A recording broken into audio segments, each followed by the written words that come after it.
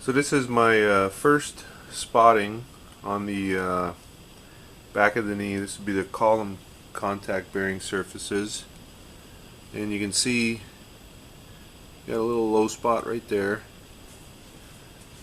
This side over here is a little light through here, and then this is the point, or the area that we relieved there to make sure that was low. This is looking good. There's a little bit of drop off on the edge there. This is looking really good here, and you can see, I hope you can see it. This is the granite surface plate that I used. I didn't want to, it's much easier for me to spot this in this orientation. This is the little fixture that I have bolted to the knee so I can stand the knee up in a couple of different orientations. So it just exposes the back of the ways here for me. So at this point I'm going to scrape this and this side here, just trying to bring them down a little bit just to help with that little bit of tip that's in it. But all in all, this I scraped, I don't even want to go and look how far back, but it's been a while. But very happy. I actually hand scraped these, these ways before I had the biax, and I think I had just a touch too much blue on the granite, but still pretty good. And at this point now with the biax, I'll be able to get a really nice finish on those.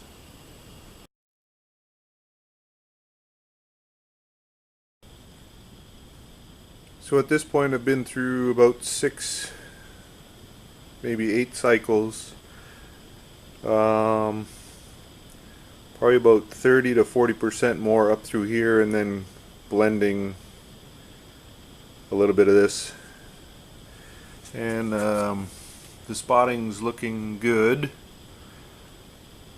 breaking up nicely, and all four areas are getting good contact now.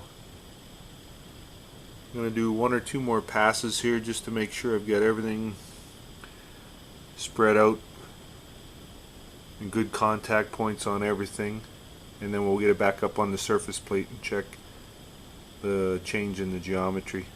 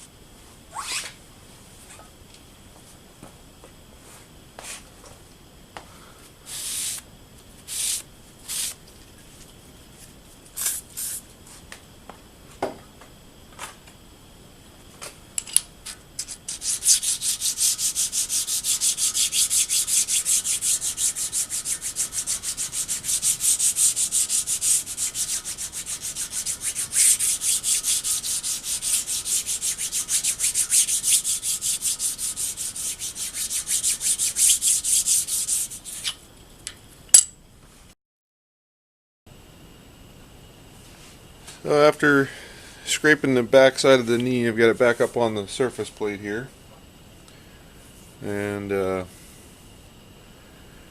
using the gauge.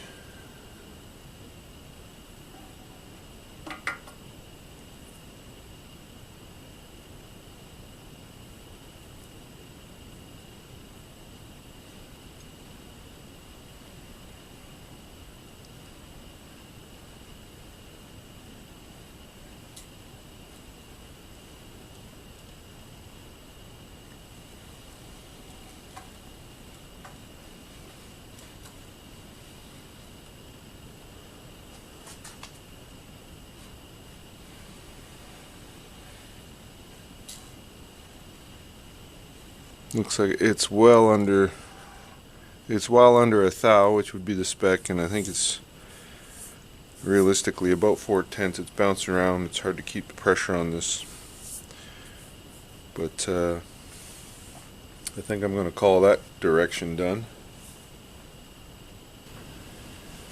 I've been working away on the guiding way side of the knee and the column. Actually, really just working on the knee side.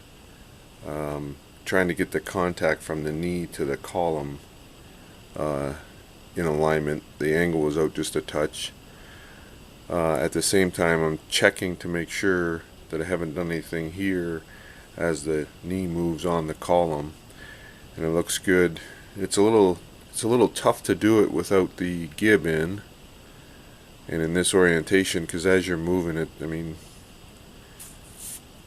just putting pressure on the knee to actually move it causes the indicator to move around quite a bit. But I think I'm inside of a thou in that direction, moving. So what I want to do now is continue to work on the contact, because I want good contact and good geometry before I fit the gib the next time. We're going to fit the gib one more time. So at this point, the spotting is looking much better as far as the angle, contact on the angle. Pretty sure it just never shows up on camera, but like I say, the contact here is getting better. Almost have full contact across the whole angle, so it won't be much now. A couple of cycles maybe. And at this point, I'm back to hand scraping.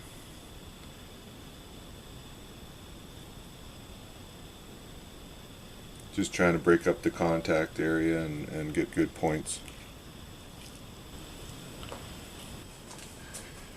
One of the things that happened when I was straightening out the knee is that I lost contact on the gib, and at this point there's a long story behind this thing here.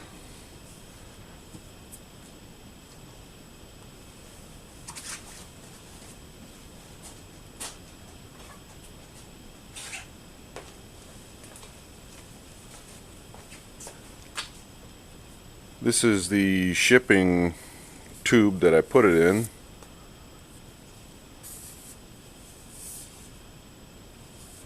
And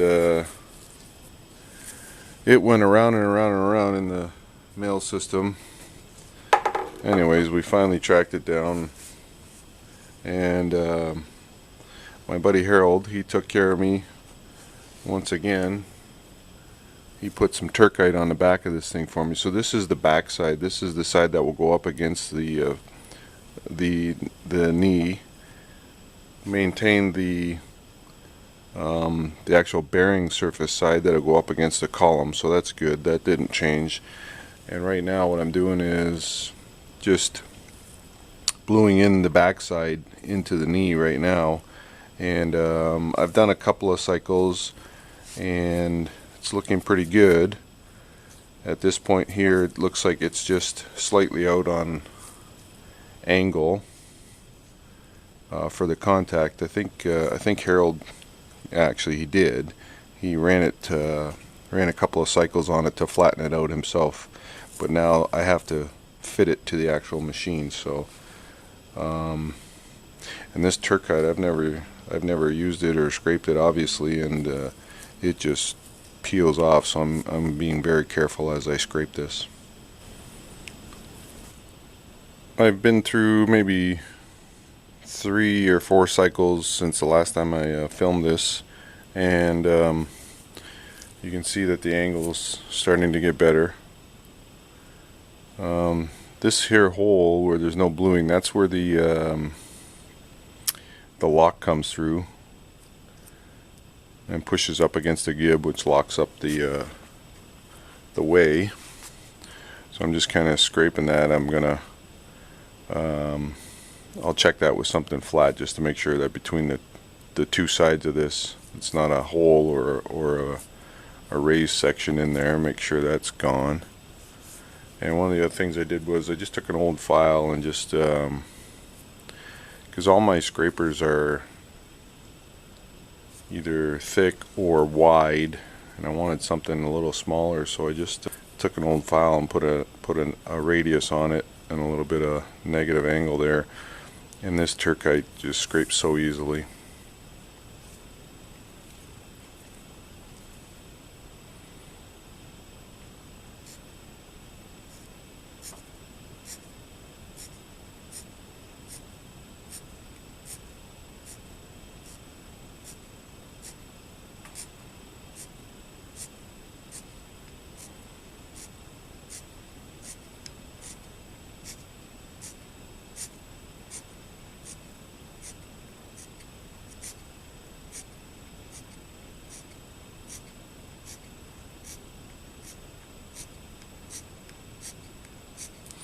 And again, this side is non-bearing, so actually all I'm looking for is, you know, just basically flat contact, which may be 4 or 5 points per square inch at this, you know, for this kind of a joint.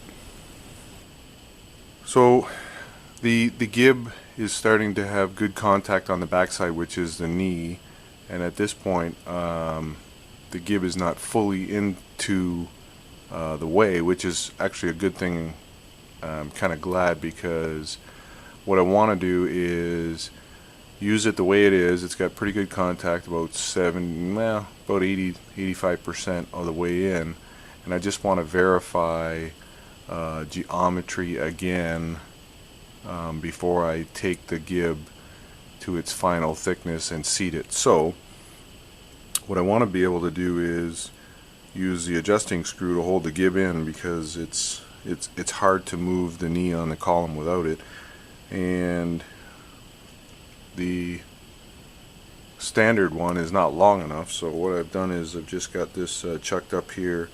I've got this diameter turned down. It's 5/16 24 thread, so I got this turned down. I'm ready to get going on threading here, and then on the back side here we'll turn it around and create the screw, the slot, so I can screw this in and out. And it's about a 1/2 inch longer, which will allow me to engage the gib and check the geometry before I keep going and making the gib smaller and fitting it. I'm getting ready to go here. I got everything set on 0, and double depth is 54 thou for 24 threads per inch. So let's see what we can do.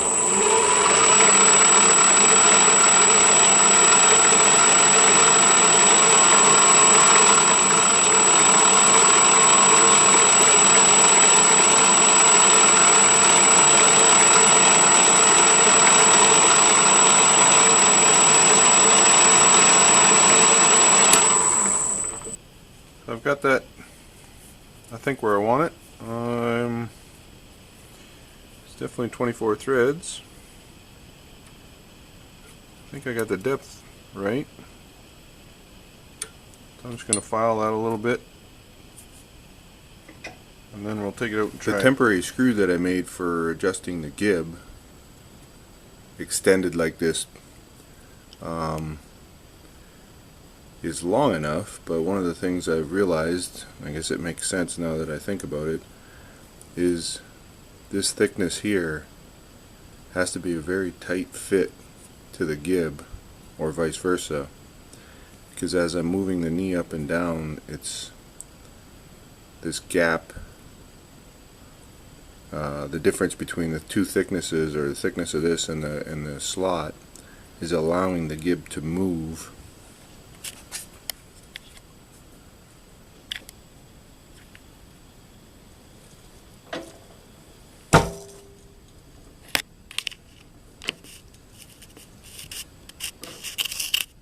So what happens is it gets tighter or looser depending on which way you're moving.